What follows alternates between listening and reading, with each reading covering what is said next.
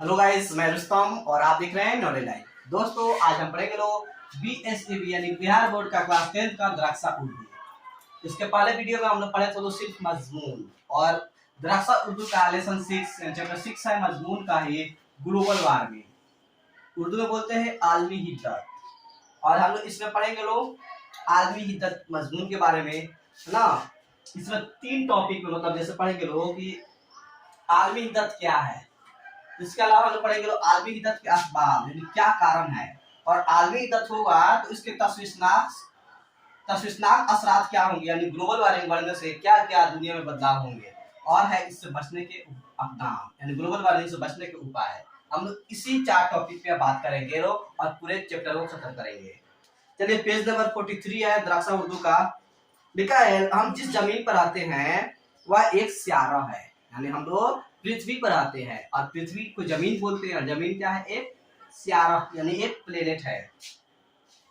ये सभी जानदारों के लिए बहुत मुनासिब है। कैसा है? मुनासिब यानी बहुत ही बेहतर है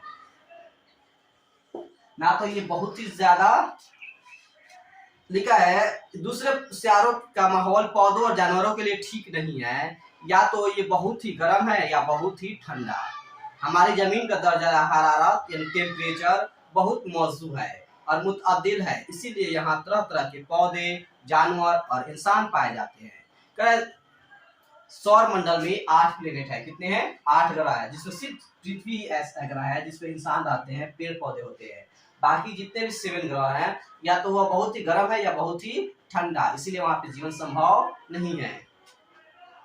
फिर आगे लिखा है, लेकिन पिछले 30-40 वर्षों से हमारी जमीन का दर्जा हरारत यानी पृथ्वी का टेम्परेचर रफ्ता रफ्ता बढ़ रहा है। जमीन के दर्जा हरारत में जो औसत इजाफा हो रहा है उसे माहिरीन माहौलियात ने तमाज़ती आर्जी में तदरीजी इजाफा ग्लोबल वार्मिंग का नाम दिया है। कारण हम जिस जमीन पर रहते हैं ये पृथ्वी है, इसका टेम्परेचर बहुत ही अच्छा था, मगर पिछले 30-40 वर्षों में पृथ्वी का टेम्परेचर लगातार बढ़ रहा है ना। और ये हमारे लिए बहुत ही खराब बात है, ठीक है ना। इसे ही हम लोग ग्लोबल वार्मिंग कहते हैं। फिर से सुनिए लोग, ग्लोबल वार्मिंग किसे कहते हैं, यानी पहला क्वेश्चन है ग्लोबल वार्मिंग क्या है, तो वही लिखेंगे कि पिछले 30-40 वर्षों से हमारे जमीन का दर्जा हरारत रफ्ता रफ्ता बढ़ रहा है। जमीन के दर्जा हरारत में जो औसत इजाफा हो रहा है इसे माहिरीन माहौलियात ने तमाज़त आर्जी में तदरीजी इजाफा ग्लोबल वार्मिंग का नाम दिया है। दूसरा पैराग्राफ है, पूरी दुनिया में पिछले 10 वर्षों से इसका बहुत जिक्र और चर्चा हो रहा है, यानी ग्लोबल वार्मिंग की चर्चा हो रही है। आज ग्लोबल वार्मिंग एक संगीन आलमी मसला बन चुका है। संगीन है, बहुत ही खतरनाक आलमी वाली पूरी दुनिया के लिए। ग्लोबल वार्मिंग दुनिया के लिए कैसा मसला बन गया है? संगीन मसला बन चुका है। ठीक है, दुनिया के सारे साइंसदान यानी साइंटिस्ट इस मसले पर बहुत फिक्रमंद है। अमेरिका, जर्मनी और अक़वाम मुत्तहिदा यानी यूएनओ यूनाइटेड नेशन ऑर्गेनाइजेशन में इस मसला पर साइंसदानों के दरमियान काफी तबादला ख्यालात हुए, और इससे मदाफात के लिए कई अक़दाम इन ममालिक में लिए जा रहे हैं। यानी सभी साइंटिस्टों ने बैठ करके इस पर चर्चा किया है और ग्लोबल वार्मिंग से बचने के उपाय बताए हैं। तुम सोच रहे होगे कि आखिर दुनिया का दर्जा हरारत क्यों बढ़ रहा है, यानी ग्लोबल वार्मिंग की वजह क्या है। पृथ्वी हजारों साल से है, पहले तो नहीं बढ़ता था, अभी क्यों बढ़ने लगा है पिछले 30-40 वर्षों से। इसकी सबसे अहम वजह खुद इंसानों की कुछ सरगर्मियां हैं, यानी ग्लोबल वार्मिंग के असबाब क्या है। तो कह रहा है कि हम इंसानों का ही सबसे बड़ी कारण है ना, हम ही लोग इसके कारण है। जैसे में जो लिखा है, साइंस जुबान में ग्रीन हाउस गैस के असरात कहते हैं, यानी green effect of green house gases कहते हैं। जैसे कल कारखानों यानी कंपनियों से, मोटर गाड़ियों से यानी कार से, मोटरसाइकिल से धुएं निकलना, इजाफा से जंगलों का बेतहाशा कटने से गैसों का ज्यादा पैदा हो रही है। यानी पेड़ पौधे काटे जा रहे हैं, गाड़ी चल रही है, चिमनी निकल रहा है, सबसे धुआं से पोल्यूशन कर रहा है ना। मिसाल के तौर पर अफारा यानी कि भाप, जो कुकर से निकलता है ना भाप, वो सब। कार्बन डाइऑक्साइड गैस यानी CO2, देखिए यहाँ पे लिख दिए हैं। ग्रीन हाउस गैस कौन सा है? अफारा, CO2 carbon dioxide gas, CH4 यानी methane gas, NO2 nitrous oxide और है ओजोन। ये सभी क्या है? ग्रीन हाउस गैस है, ठीक है ना। फिर लिखा है मीथेन गैस और नाइट्रस ऑक्साइड गैस, ओजोन वगैरह, कह इनमें से कार्बन डाइऑक्साइड गैस पहले के मुकाबले में 31% ज्यादा निकल रहा है। CO2 गैस यानी कार्बन डाइऑक्साइड गैस पहले से 40 साल में कितना हो गया, 31% ज्यादा। और मीथेन 149% ज्यादा निकलने लगा है। मीथेन CH4 कितना निकलने लगा है, 149% ज्यादा पैदा होने लगा है। ठीक है, मीथेन गैस धान के खेतों और गाय भैंस के गोबरों से ज्यादा निकलती है।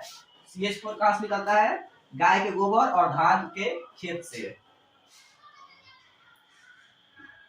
हमारी जमीन पर यानी हमारी पृथ्वी पर आफ्ताब की यानी सूरज की जो आती यानी किरणें आती है वह इन्हें ज्यादा जज्ब कर लेती है और इसकी वजह से जमीन का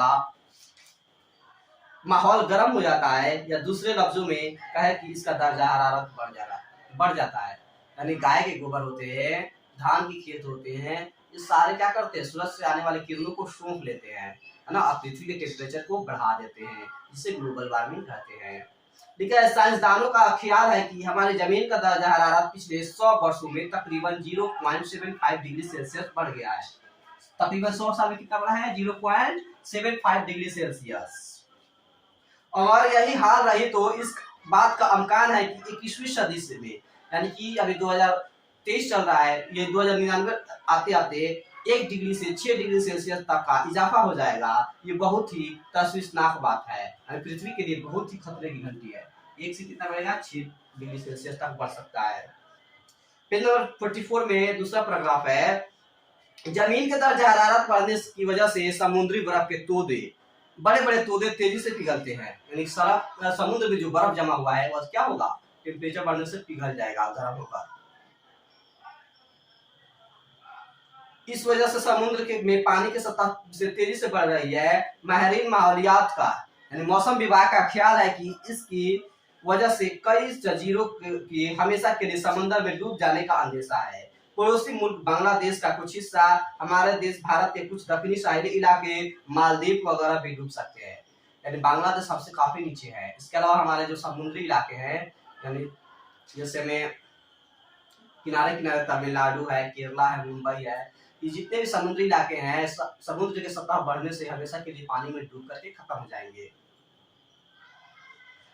तमाजत आरजी में तब्दीली यानी ग्लोबल वार्मिंग की वजह से आबो हवा में बड़ी तब्दीली आती जा रही है, यानी मौसम बिल्कुल बदल चुका है। जहाँ पे गर्मी पड़ता था वहाँ पे और गर्मी पड़ रहा है, कई ठंडे देशों में भी अब गर्मी पड़ रहा है। मौसमों की मुआयना मुद्दत में भी बदलाव आ गया है, कई ठंडे मुल्कों में अब काफी गर्मी पड़ने लगी है। बहुत से जानवर और पौधे दुनिया से खत्म होते जा रहे हैं, जैसे गिद्ध होता है ना, चील, शेर, कई जानवर हमेशा के लिए पानी से क्या हो रहा है, खत्म हो रहा है, जैसे डायनासोर खत्म हो चुके हैं वैसे ही। इसके बरअक्स यानी इसके उल्टा बैक्टीरिया, जरासीम और वायरस ज्यादा पनपने लगे हैं, जिससे कई खतरनाक किस्म की बीमारियां हो रही हैं। यानी हर साल नए नए वायरस आ रहा है, जैसे कोरोना वायरस आया था, ये सारे बढ़ रहे हैं। तूफान, सैलाब और कहत की कसरत है। ग्लोबल वार्मिंग एक आलमी मसला है, लेकिन हर मुल्क को अपने अपने तौर पर इस महलिक वबा से बचने की तरकीबें और अक़दाम करने होंगे। ये सैलाब आ रहा है, तूफान आ रहा है, बाढ़ आ रहा है, भूकंप आ रहा है, जैसे तुर्की में अभी भूकंप आया था, तो ये दुनिया के लिए, पूरी दुनिया के लिए खतरा है, लेकिन हर मुल्क को चाहिए कि इससे बचाने का कुछ उपाय करे। यानी कि अब हम लोग पढ़ेंगे लोग ग्लोबल वार्मिंग के रोकने यानी बचने के उपाय, यानी चौथा टॉपिक पर हम बात करने जा रहे हैं। इन हालात में हमें क्या हमें इस खतरनाक मसला का मुकाबला के लिए गौर और फिक्र करना होगा। ये हमारे मुल्क के हर शहरी का फर्ज है, जितने भी भारत के लोग हैं सबका फर्ज है कि जिस कदर मुमकिन हो इससे बचने के लिए तरकीब करे और हुकूमत के जरिया इसके लिए जो भी हिदायत दिए जाए उस पर अमल किया जाए। हुकूमत की लिखा है मंसूबों में भरपूर ताउन किया जाए, यानी मदद किया जाए। अब लिखा है इन हालात में हम लोग क्या करें, यानी ग्लोबल वार्मिंग से बचने के लिए हमें क्या करना चाहिए। तो हम सभी लोगों को अपनी जमीन को ज्यादा गर्म होने से बचाने की लगातार कोशिश करनी होगी। दुनिया के बड़े और तरक्की याफ्ता ममालिक जितने भी अमीर देश हैं, जैसे अमेरिका, फ्रांस, जर्मनी, चीन, जापान, इंग्लैंड, कोरिया और रूस को ग्रीन हाउस गैसों की मकदार कम करनी होगी। ये सबसे ज्यादा यही से धुआं निकलता है, वहां बहुत ज्यादा तरक्की है, उन सबको ये रोकना होगा। जंगलों को कटने से रोकना होगा, पौधों और दरख्तों को ज्यादा से ज्यादा फलने और फूलने दिया जाए, हमें नए नए पेड़ पौधे लगाने चाहिए। ज्यादा से ज्यादा पेड़ पौधों को लगाने की तहरीक चलाई जाए। गैस फेंकने वाली गाड़ियों पर को सड़कों पर चलाने की पाबंदी लगाई जाए, यानी कि जितना धुआं फेंकने वाली गाड़ी है सबको रोककर इलेक्ट्रिक बाइक को चलाया जाए, इलेक्ट्रिक स्कूटर चलाया जाए। अगर क्या है, लकड़ियों और कोयलों को कम से कम जलाया जाए। हम लोगों को फितरत के साथ यानी नेचर के साथ जिंदगी गुजारने की कोशिश करनी चाहिए। लिखा है 2007 ईस्वी में क्योटो में इसके लिए एक अहम कॉन्फ्रेंस हुई थी। इस कॉन्फ्रेंस में इस लिखा है एक मुश्तरका दस्तावेज तैयार की गई जिस पर मुख्तलिफ मुल्कों के नुमाइंदों ने दस्तखत किए और हल्फ लिया गया कि हर लिखा मुल्क इस दस्तावेज की हिदायत के मुताबिक ग्लोबल वार्मिंग से बचने के लिए अपने अपने मुल्क में अमल करेगा। यानी कि जापान के शहर क्योटो में 2007 ईस्वी में ग्लोबल वार्मिंग पे कॉन्फ्रेंस हुआ था जिसमें दुनिया के लगभग सभी अमीर देश आए थे और सभी ने एक दस्तावेज बनाया था ग्लोबल वार्मिंग को रोकने के लिए और कहा था कि हम अपने अपने देश में लागू करेंगे। इस तमाजत को कम करने के लिए बहुत सारे मुल्कों में कोशिश जारी है। अमेरिका के साबिक नायब यानी उपराष्ट्रपति सदर लिखा है सदर अल गोरे ने पूरे मुल्क में घूम घूम कर ग्लोबल वार्मिंग से बचने के लिए तकरीरें किए, इश्ताहारात तकसीम कराए और एक किताब भी लिखा है तसनीफ की जब मैं जिसमें लोगों को इसके लिखा है खतरात, असरात और दफा के तराकीब से रोशनास किया है। यानी कि अल गोरे साहब जो है अमेरिका में किताब भी लिखवाए हैं, है ना, इसके लिए प्रचार करवाए हैं, पोस्टर लगवाए हैं कि ग्लोबल वार्मिंग से कैसे बचा जाना चाहिए और उसको कैसे कम किया जाना चाहिए। लास्ट पैराग्राफ है, सेकेंड लास्ट है, लिखा है 27 दिसंबर से 31 दिसंबर 2008 ईस्वी तक 5 दिनों का बाल विज्ञान कांग्रेस नागालैंड के शहर दीमापुर में मुनक्किद किया गया जिसमें मेहमान खुसूसी के तौर पर साबिक सदर यानी कि पूर्व राष्ट्रपति हिंद लिखा साबिक सदर हिंद यानी भारत के पूर्व राष्ट्रपति और आलमगीर लिखा शोहरत याफ्ता साइंसदान जनाब एपीजे अब्दुल कलाम थे। भारत में भी इसके रोकने के लिए काफी उपाय किया गया है। 27 दिसंबर से लिखा है भारत के राज्य नागालैंड राज्य के दीमापुर शहर में 27 दिसंबर से 31 दिसंबर तक 2008 तक एक कॉन्फ्रेंस हुआ था। इसका नाम था बाल विज्ञान कांग्रेस, है ना, जिसमें पूरे मुल्क से 556 बच्चे और 165 असातिज़ा यानी उस्ताद मतलब इसमें शिरकत किए थे और इसके जो मेहमान खुसूसी थे चीफ गेस्ट थे वो थे एपीजे अब्दुल कलाम आजाद जो हमारे भारत के पूर्व राष्ट्रपति थे और बहुत ही मशहूर साइंटिस्ट थे। उन्होंने लास्ट पैराग्राफ है, कह बच्चों देखो हमारे मुल्क की हुकूमत ग्लोबल वार्मिंग से बचने के लिए और निपटने के लिए कितने बड़े पैमाने पर काम कर रही है। पूरे मुल्क में तहरीक चलाने की जरूरत है और हुकूमत का ये काम आज के तुलबा और तालिबात में बेदारी लाकर करा रही है। नई नस्ल के उभरते हुए बालिग तुलबा और तालिबात पर ही मुल्क की सारी जिम्मेदारी आने वाली है। इनके जरिया इनकलाबी सूरत में इस खतरा से बचने के लिए तरकीब करने होंगे। आज हमारे मुल्क के जो बच्चे हैं वही तो बड़े होकर मुल्क को संभालेंगे, इसीलिए ये सारी जिम्मेदारी बच्चों पर है कि ग्लोबल वार्मिंग को कैसे रोका जाए। ठीक है, मज़कूरा बाला कांग्रेस में यानी ऊपर जो बताए हैं उस मीटिंग में मेहमान खसूसी जनाब एपीजे अब्दुल कलाम ने लिखा है इन संगीन मसाइल को दूर करने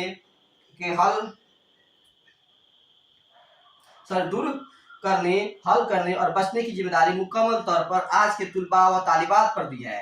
ग्लोबल वार्मिंग के संगीन मसाइल पर बोलते हुए मेहमान खुसूसी ने कहा है कि इससे निपटने का लिखा है अक्सर लिखा नुस्खा ये जादुई मंत्र है कि 10 से 17 साल के उम्र वाले लिखा है 20 लाख बच्चे 5-5 पेड़ लगा दे तो हमारे ज्यादातर मसाइल हल हो जाएंगे। यानी कि मेहमान खुसूसी एपीजे अब्दुल कलाम ने कहा था कि 10 से 17 साल के 20 लाख बच्चे 5-5 पेड़ लगा देंगे यानी 1 करोड़ पेड़ लगा देंगे तो हमारे मुल्क में ग्लोबल वार्मिंग बहुत ही ज्यादा कम हो जाएगा और हम लोग इससे बच जाएंगे। दोस्तों ये चैप्टर खत्म हो चुका है, इसके लफ्ज़ मानी है और आपने पढ़ा जो इतना अच्छा से हम समझा है वही यहाँ पे लिखा गया है और इसका जो क्वेश्चन आंसर है वो भी लिखा है ग्लोबल वार्मिंग कैसा मसला है तो ऑप्शन है संगीन यानी ऑब्जेक्टिव का 1 का होगा सी।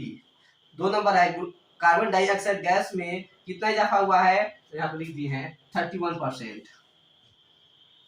जमीन का दर्जा हरारत पिछले 100 वर्षों में कितना बढ़ गया है तो 0.75 डिग्री सेल्सियस। क्वेश्चन नंबर 4 है बाल विज्ञान कांग्रेस 2008 भारत के किस शहर में मुनक्किद हुआ था तो होगा दीमापुर, यहाँ पे लिख दिए हैं। क्वेश्चन नंबर 5 है क्योटो में ग्लोबल वार्मिंग कॉन्फ्रेंस कब हुई थी? तो 2007 ईस्वी में हुई थी। इस तरह से सारे ऑब्जेक्टिव क्वेश्चन खत्म और सब्जेक्टिव हम बहुत अच्छा से समझा दिए हैं और आपने पढ़ा में इसका आंसर सारे के सारे आंसर दिया गया है। ये वीडियो आपको कैसा लगा कमेंट सेक्शन में जरूर बताएं और वीडियो पाने के लिए हमारे चैनल को सब्सक्राइब करें। तब तक के लिए शुक्रिया।